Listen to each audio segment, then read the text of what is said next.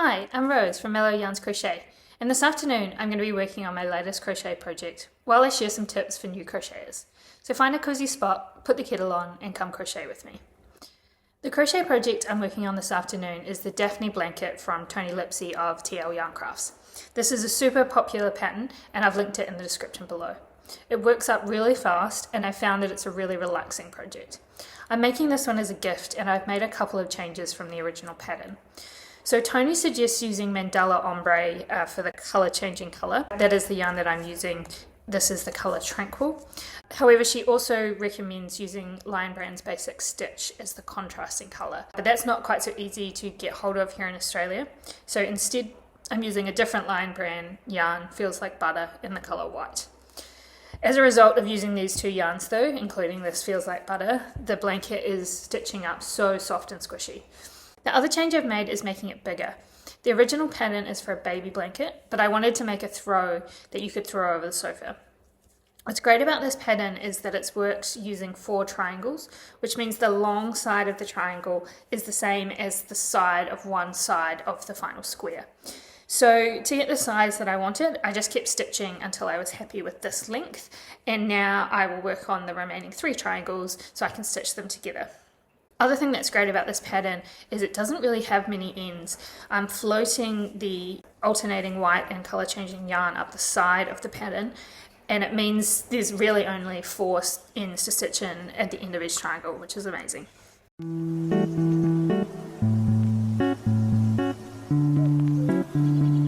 Tip number 1, how to learn to crochet. Most people these days tend to learn to crochet from YouTube, which is a really great option. It's free and you can browse around to find someone whose tutorials you really like. If you do go this route, I would recommend using a Learn to Crochet course or series of videos.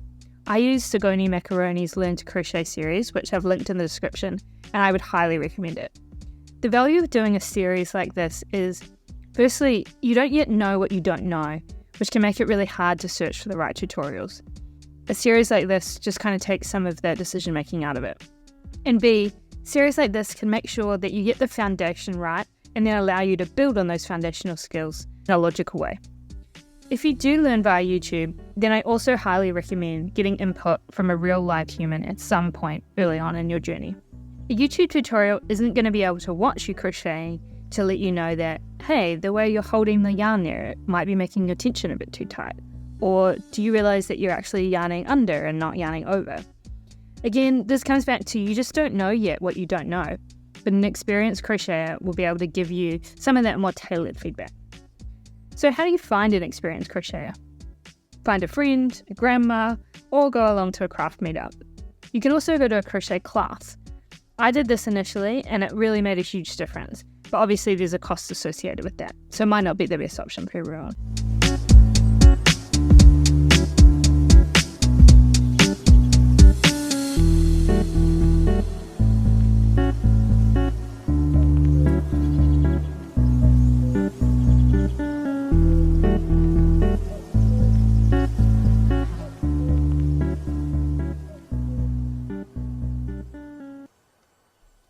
Tip number 2, recognize that you're learning a skill and that it will take a bit of time before it feels natural and relaxing.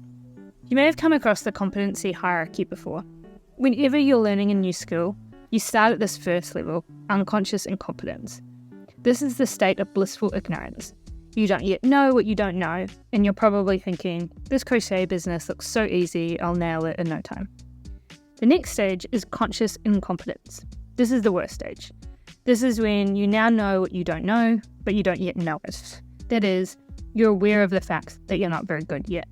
It's a really frustrating stage, especially if you're a perfectionist, but just know that it is a stage and it will pass.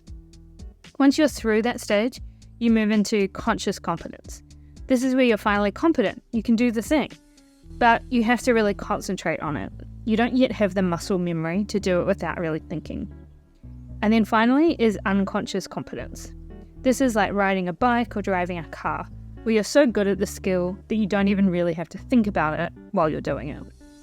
I share this framework because I think it's important for beginner crocheters to recognize when they're in the conscious and competent stage, and not to give up or decide that it's not the craft for them until they've actually moved beyond that stage.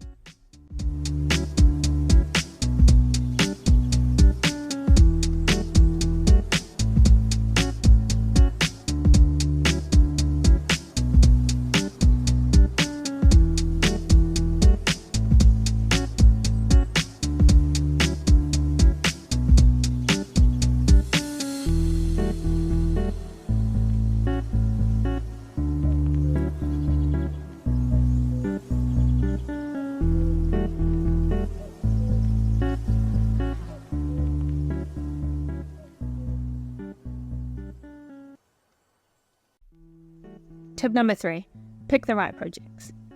I've developed this framework as a way of categorizing different kinds of crochet projects. The first dimension is simple versus complicated. So what makes a project simple? It's made up of simple basic stitches like single, half double, double crochet, and it's a consistent repeated pattern, which means that every row or every second row is basically the same. This means that once you've got the hang of it, you don't really need to be referring back to the pattern. On the other end of the spectrum is complicated or fiddly. These are the projects that combine lots of different stitches, or where every row is different. So with amigurumi, for example, most rows will be different from the row prior, so you really need to be concentrating on reading the pattern.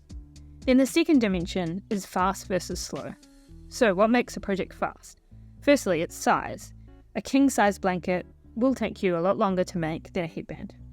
But the second element is your yarn weight. A bulky yarn will work up a lot faster than a 4-ply or a fingering weight yarn.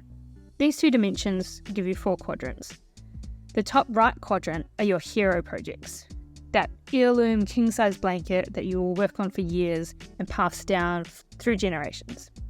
If you're new, I wouldn't worry about this quadrant at all just yet. The bottom right quadrant is things like small amigurumi toys. I find projects in this quadrant are really good for when you have a little bit of energy and want a sense of achievement by creating something quickly. The bottom left quadrant is your mindful, relaxing projects, like the Stephanie blanket that I'm making now. I always like to have a project on the go that sits in this quadrant, as this is the one I'll always reach for when it's late, the baby's asleep, and I just want to zone out and relax. And then the top left quadrant is where you want to start as a new crocheter, at least for your first 1 or 2 projects. So that's things like headbands, beanies, dishcloths, coasters.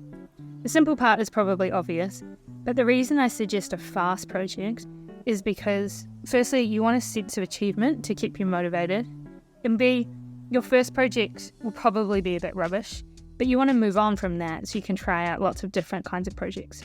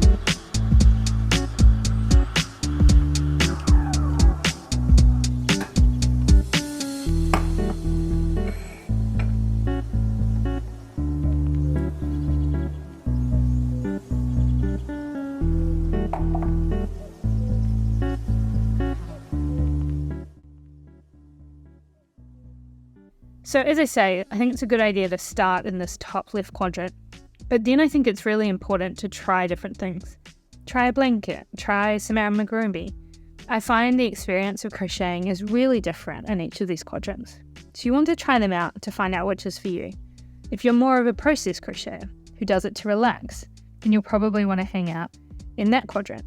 If you crochet because you like making stuff and you love the final products that you create, then you might want smaller projects because then you can pump out more things.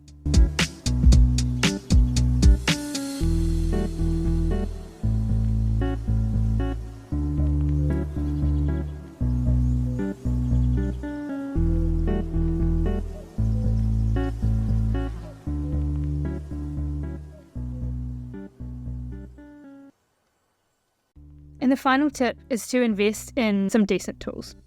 It doesn't necessarily make sense to shell out a bunch for top-of-the-line tools for crochet, or any hobby really, when you're just starting out. You don't yet know if this hobby is for you, and you probably also don't yet know enough about what type of top-of-the-line stuff is worth getting and what will suit you and your way of crocheting. But there is an exception. The quality of your hook and the yarn you use will really impact your experience of crochet. You may think that you're not a good crocheter, but actually it's your tools that are wrong. A rubbish hook and a slitty yarn will slow down your crocheting and make your final product look messy. But this doesn't mean you need to go out and buy a $300 crochet hook set. The good hook brands sell their hooks individually. So if you're starting out, I suggest buying a single Clover and More or Tulip Edomo hook in the size you need for around $15, rather than spending $20 on a cheap 25-piece set from Amazon. This way you can also try out different hooks and build up your collection over time. As for yarn, again, it's worth getting the good stuff, but the good stuff doesn't have to be the expensive stuff. Just take your time to buy yarn that really feels nice and is easy to work with. Check out yarn reviews. Also just feel the yarn at the store. Is it soft? Does it seem tightly woven? Also, if you're feeling overwhelmed by the yarn buying process, be sure to check out my other video where I talk about some top mistakes that beginners often make when they're buying yarn. So that's it for my 5 tips for beginners. I really hope that you found this video useful. I love this craft with such a passion, and I love to share that with others. So if you're just starting out, I really hope that it becomes a passion for you as well. If you like this video, be sure to like and subscribe for lots more great content for crocheters, new and experienced alike. Also, check the description for links to other videos that I've mentioned today, as well as where you can get a free crochet project planner. Also, if there's something you're finding tricky as a new crocheter that you'd like me to do a video on, be sure to let me know in the comments. Also, if you're an experienced crocheter, I'd love for you to share your insights and advice that you have for others who are starting out in the comments below. Thanks all, and happy crafting.